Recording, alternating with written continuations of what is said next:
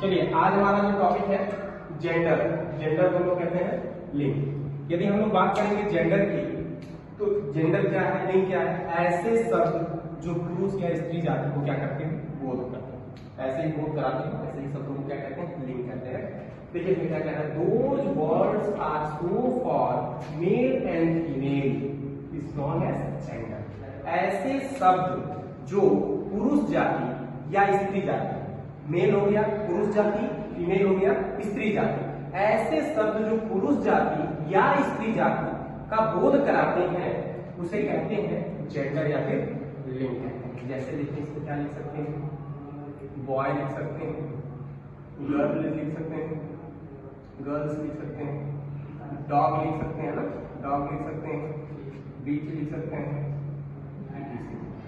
ऐसे एग्जांपल्स दिए गए। यदि हम बात करेंगे काइंड्स ऑफ जेंडर की, तो there are 4 kinds of gender. There are 4 kinds of gender. 4 भागों में इसको क्या किया गया है, विभाजित किया गया है। पहला है मैस्कुलिन जेंडर जिसको कहा जाता है पुल्लिंग, दूसरा है फेमिनाइन जेंडर जिसको कहा जाता है स्त्रीलिंग, तीसरा है कॉमन जेंडर उभयलिंग, और चौथा है न्यूट्रल जेंडर नपुंसक लिंग। तो ये 4 प्रकार के जेंडर्स हैं। पहला जेंडर हो गया आपका मैस्कुलिन जेंडर जिसको कहा जाता है पुल्लिंग, दूसरा है फेमिनाइन जेंडर जिसको कहा जाता है स्त्रीलिंग, तीसरा जेंडर हमारा जो है कॉमन जेंडर है वो है उभयलिंग, और चौथे नंबर पे आता है न्यूट्रल जेंडर जिसको नपुंसक लिंग कहते हैं।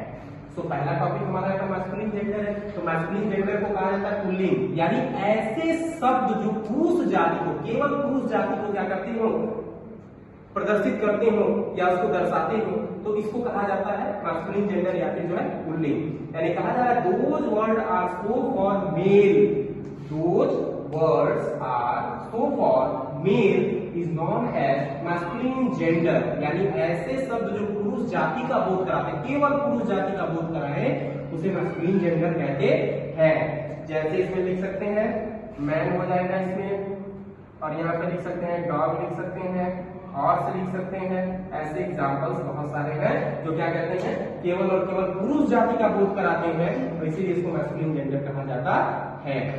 सेकंड टॉपिक है हमारा फेमिनाइन जेंडर। फेमिनाइन जेंडर को स्त्रीलिंग कहते हैं। जिस प्रकार पुल्लिंग में पुरुष जाति का बोध हुआ है केवल, स्त्रीलिंग में केवल स्त्री जाति का बोध होगा, तो वो बोध कहलाएगा, तो उसे हम स्त्रीलिंग कहते हैं। देखिए इसमें दिया है those words are so for female, those words are so for female is known as feminine gender. मतलब ऐसे शब्द जो केवल और केवल स्त्री जाति का बोध कराए, किस जाति का बोध कराए, स्त्री जाति का बोध कराए, ऐसे जेंडर को या ऐसे लिंग को क्या कहा जाता है, स्त्रीलिंग या फेमिनाइन जेंडर कहा जाता है। फॉर एग्जांपल देखिए यहाँ पे मैडम लिख सकते हैं, ठीक है, और यहाँ पे वुमेन लिख सकते हैं, वुमेन लिख सकते हैं, गर्ल लिख सकते हैं, है ना, ETC एक्सेट्रा। बहुत सारे ऐसे एग्जांपल्स हैं जो स्त्री जाति का बोध कराते हैं, उसे स्त्रीलिंग कहा जाता है।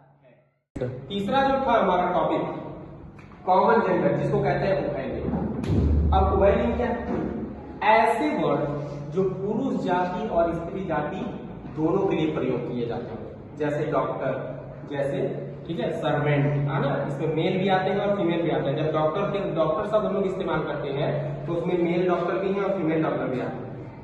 जैसे टीचर हो गए, टीचर में क्या है, सर भी आते हैं और मैम आते हैं। यदि सर बोला गया तो मेल हो गया, वो मैस्कुलिन जेंडर, मैम बोल दिया गया तो फेमिनाइन जेंडर, लेकिन उसमें टीचर शब्द का इस्तेमाल किया गया तो वो हो जाएगा हमारा कॉमन जेंडर।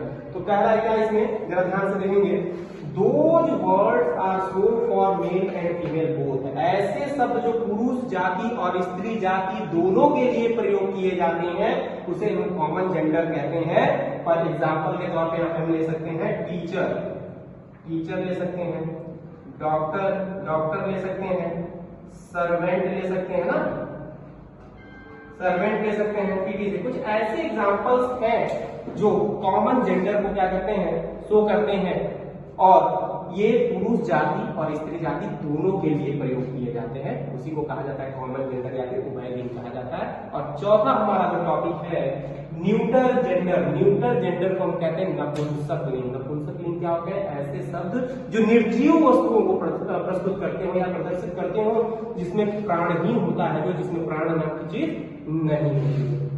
कहा जा रहा है इसमें those words are so for, those words are so for non living things, निर्जीव वस्तुओं को ऐसे शब्द जो निर्जीव वस्तुओं को प्रदर्शित करे उसे हम क्या कहते हैं, न्यूटर जेंडर कहते हैं, या उसे नपुंसक लिंग कहते हैं, जिसमें प्राण ही नहीं होते हैं। एग्जाम्पल ले सकते हैं यहाँ पे, चेयर ले सकते हैं, टेबल ले सकते हैं, पेन ले सकते हैं, और बहुत सारे ऐसे एग्जाम्पल हैं जिसमें जान नहीं हो सकते हैं। टेबल ले सकते हैं, डेस्क ले सकते हैं, कॉपी ले सकते हैं, हाउस ले सकते हैं, जिसमें प्राण ही नहीं होते हैं, जिसको हम क्या कहते हैं, नपुंसक लिंग कहते हैं। तो तीसरा आपको ज्यादा बेहतर समझ में आया होगा, कॉमन जेंडर, उभयलिंग। Those words are so for male and female both। ऐसे शब्द जो पुरुष जाति अथवा स्त्री जाति दोनों के लिए, पुरुष जाति और स्त्री जाति दोनों के लिए प्रयोग होते हैं, उसी को कॉमन जेंडर या फिर उभयलिंग कहा जाता है। एग्जाम्पल मैंने बता दिया, जैसे डॉक्टर हो गया, टीचर हो गया, सर्वेंट हो गया, ये सब एग्जाम्पल्स हैं। और चौथा का हमारा न्यूटर जेंडर, नपुंसक लिंग। न्यूटर जेंडर क्या है, ऐसे वर्ड्स जो क्या करते हैं, निर्जीव वस्तुओं को प्रदर्शित करते हैं। Those words are so for non living things, मतलब निर्जीव वस्तुओं को क्या करते हो, प्रदर्शित करते हो, उसे हम न्यूटर जेंडर कहते हैं। एग्जाम्पल के तौर पे आप बहुत सारी चीजें ले सकते हैं, जैसे हमने इसमें लिया है, चेयर लिया है, कुर्सी है, टेबल है ना, पेन है, कॉपी है, पेंसिल है, हाउस है। ये सब चीजों में जान नहीं होता है, और जिस चीजों में जान नहीं होता है उसे हम न्यूटर जेंडर या फिर नपुंसक लिंग